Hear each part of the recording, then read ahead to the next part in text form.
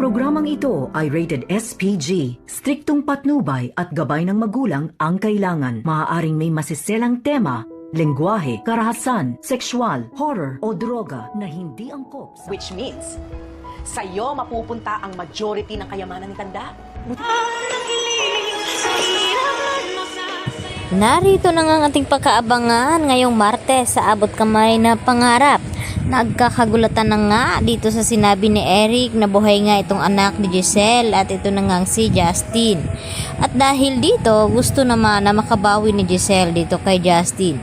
Kaya nag-set up ito ng lunchtime upang makasama sana itong kanyang anak. Subalit, ang sumipot nga ng pagkikita sana nilang dalawa ay itong si Eric na dating ex-boyfriend dito ni Giselle na siya naman ang ama dito ni Justin.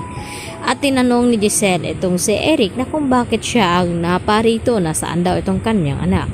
At ang sagot naman dito ni Eric sa kanya ay ayaw daw makipagkita o makipag-usap ni Justin dito sa kanyang ina na si Giselle. Dahil galit pa rin dito ang kanyang anak dahil sa ginawa nito ni Giselle na pinaampon at ipinamigay. Samantala, gusto naman na malaman ni Giselle kung paano nangyari iyon. At dito naman na ikinukwento dito ni Eric sa kanya kung paano natunton ni Don Pepe dito sa US itong si Eric at itong apo nito na si Justin. At dahil dito, nagpagawa pala agad ng DNA test itong si Don Pepe noon upang papatunayan na apo niya nga talaga itong si Justin. At nagiging positive naman ang nagiging resulta. At dito nga naniyakap ni Justin ang kanyang lolo at pinakiusapan ni Don Pepe noon itong si Justin na sana mapatawad daw niya itong kanyang ina na si Giselle. At ang tanging sabi naman ni Justin sa kanyang lolo, kung ipipilit niya ay baka pati siya ay kakalimutan na rin ni Justin. Samantala, hindi pa rin tumitigil itong si Giselle hanggang hindi niya makakausap itong kanyang anak at makabawi siya rito. At dahil dito, nagpakita naman itong si Justin dito sa kanyang ama na si Eric at sinabi na Pasko naman ay may gusto siyang ibigay nito itong hair clip na ibinigay noon pala sa kanya ni Giselle at nagpapanggap na siya nga raw ang kanyang tita Giselle.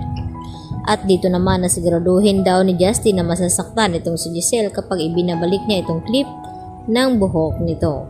At dito nga na dumating itong si Justin habang kasama ni Giselle itong si Annalyn na nagla-lunch at hinihintay ang pagdating ni Justin at nang yakapin sana ito ni Giselle ay pinigilan naman siya dito ni Justin at ibigay lamang at pinamukha ni Justin itong hair clip na ibinigay noon dito nga ni Giselle at hanggang sa umiyak na naman ito.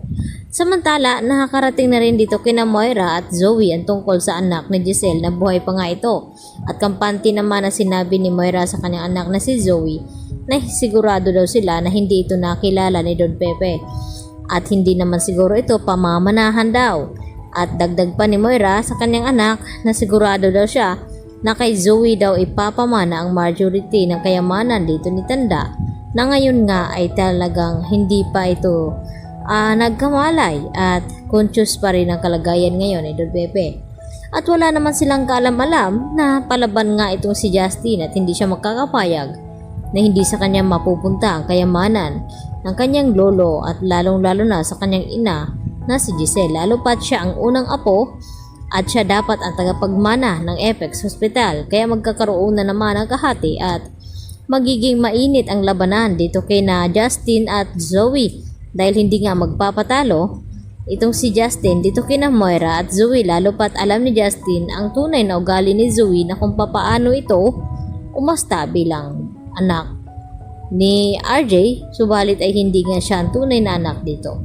Kaya yan po ang ating pakatutukan sa bagong yugto ng Abot Kamay na Pangarap dahil mas marami pa tayong aabangan tungkol dito sa mag-ina na si Giselle at Justin. Yan lang po at marami pong salamat sa inyong pakikinig at panonood. Bye-bye!